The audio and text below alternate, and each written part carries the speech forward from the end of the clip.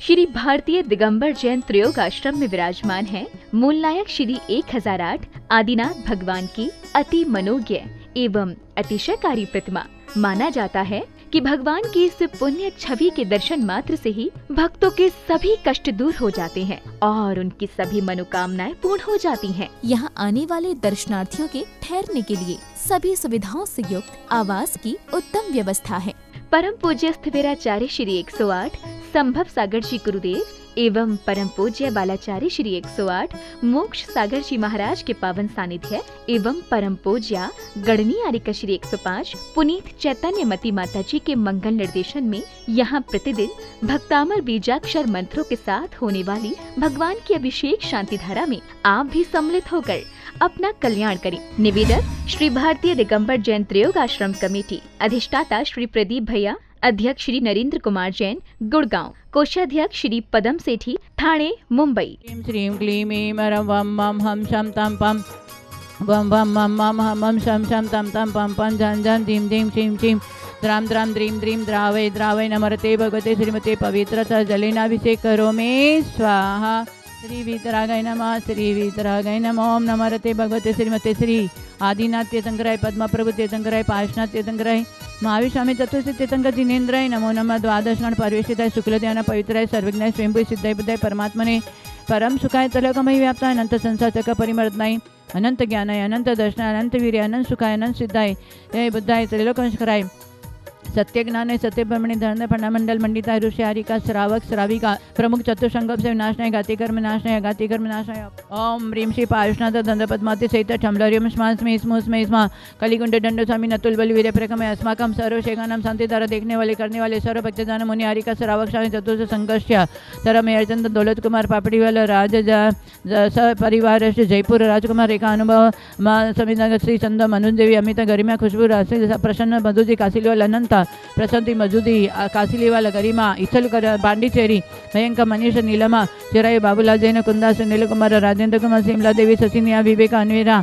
आर्वकाला सपरिवारस्य राजेंद्र आशा जीतू टीना काव्य एरा मोदी भागीश परिवार अस्माकं सर्व शेखानां गिरण कुसुम सर्वस्य सरद सल्ला सर्विघ्नं शांततां यश बबी सर्विघ्नं शांततां सर्व प्रदीप आकांक्षा दीपा मणिका नीलम्या सर्व अष्टादिरकं शांततां सर्व कार्य सिद्धतां अस्माकं सर्व शेखानां मम त्रियोगासं साने शाकिनी आदि भयोपशमनं गुरु गुरु आत्मविद्यां रक्ष परविद्यां छिंद छिंद बिंद बिंद रूम फट।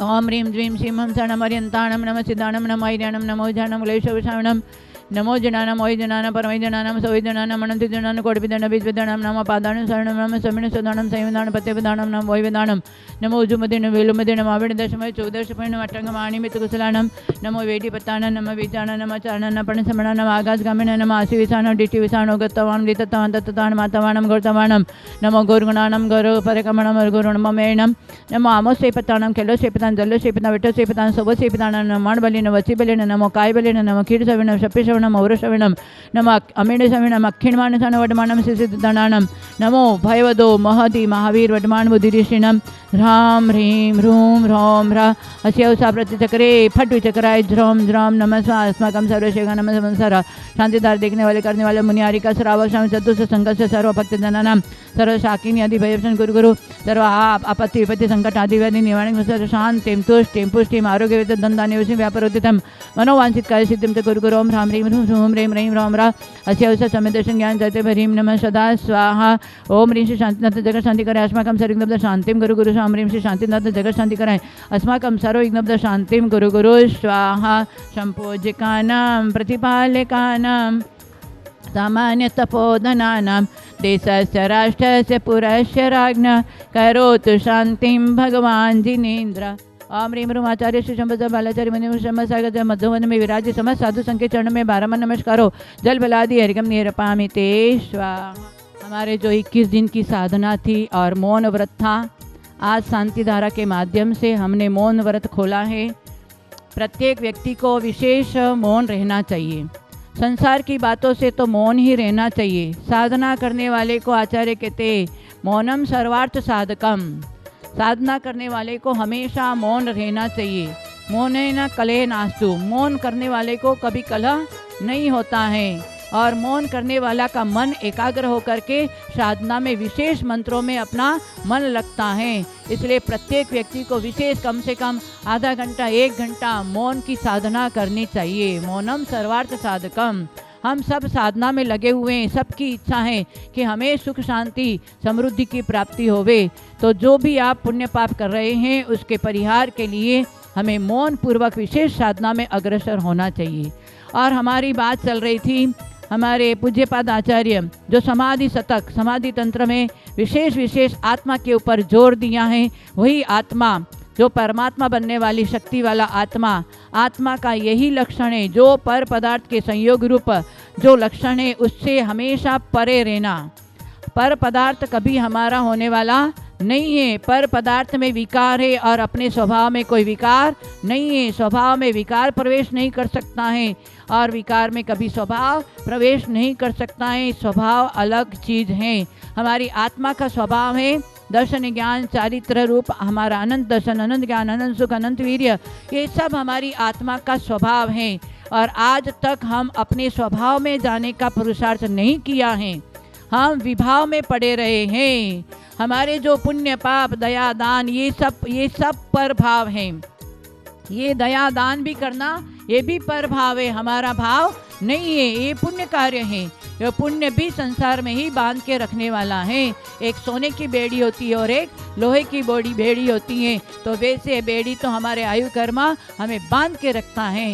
इसलिए हमें चारों गति से बचना हो तो हमें विशेष आत्मदृष्टि करना पड़ेगा। और आत्मदृष्टि करने वाला ही श्रोता माना जाता है। आचार्य कहते हैं श्रोता कौन होता है? जो अतीन्द्रिय आनंद को जागृत करने के लिए रुचि रखता है, सच्चे सुख प्राप्त करने के लिए आनंदित होता है, वे उस श्रोता के सामने ही ऐसे आत्मा की बात करनी चाहिए। जिसको कोई ज्ञान ही नहीं है, आत्मा की दृष्टि नहीं है, जो सन्मुख तिर हो सुने ताको दीजे सीख, विनय रहित धंधा सहित मांगे दीजे ना भिख। जिनको कोई विनय नहीं है और श्रुता सारा जिनवाणी को सुनने की कोई रुचि नहीं है और उनको कोई बाहर के धंधा से फुर्सत नहीं है, ऐसे व्यक्ति को बोलेंगे तुम आओ हमारा प्रवचन सुनो, उसको कोई असर करने वाला नहीं है। श्रोता तो ये होना चाहिए कि आत्मानंद प्राप्त करने का जो रुचि होता है उसी रुचि को लेकर के अभिषेक करता है, पूजा करता है, वंदना करता है, जो भी व्रत नियम करता है कि हे भगवान मेरा अतीन्द्रिय आत्मा आनंद मुझे प्राप्त होवे, सच्चा सुख की प्राप्ति होवे, वैसे भाव करने वाले श्रोता को सुनाना चाहिए। नहीं तो वो ऐसे ही श्रोता और सुनता क्या सोता रहे, उनको सुनाना नहीं चाहिए। देखिए परम सौभाग्य है हमारी गणनियारिका पुण्य चेतनमती माता जी का जो 21 दिवसीय से नमक का त्याग चल रहा था, उनकी साधना जो उन्होंने मंत्र आराधना की है गुरु के आशीर्वाद से आज वो पूर्ण हुआ और इनका अखंड मौन जो व्रत चल रहा था वो भी पूर्ण हुआ। तो हम सब श्रावक का कर्तव्य होता है कि इनकी अनुमोदना के लिए एक अपने उनके नमोस्तु करते हुए वंदामी करते हुए ये कि माता जी आप ऐसी अपनी साधना को यदि और बढ़ाते रहे और हम लोग को ऐसे ही आशीर्वाद देते रहे, इसी शुभ मंगल भावनाओं के साथ मैं माता जी के चरणों में वंदामी करता हूँ। और आज के जो शांतिधारा के पुण्याजक परिवार राजेंद्र, आशा, जीतू, टीना मोदी सब परिवार जो उन्होंने इस माता जी के अखंड व्रत के उपलक्ष्य में उन्होंने जो बड़ी शांतिधारा कराई, उनको भी तिरोगाश्रम कमेटी हार्दिक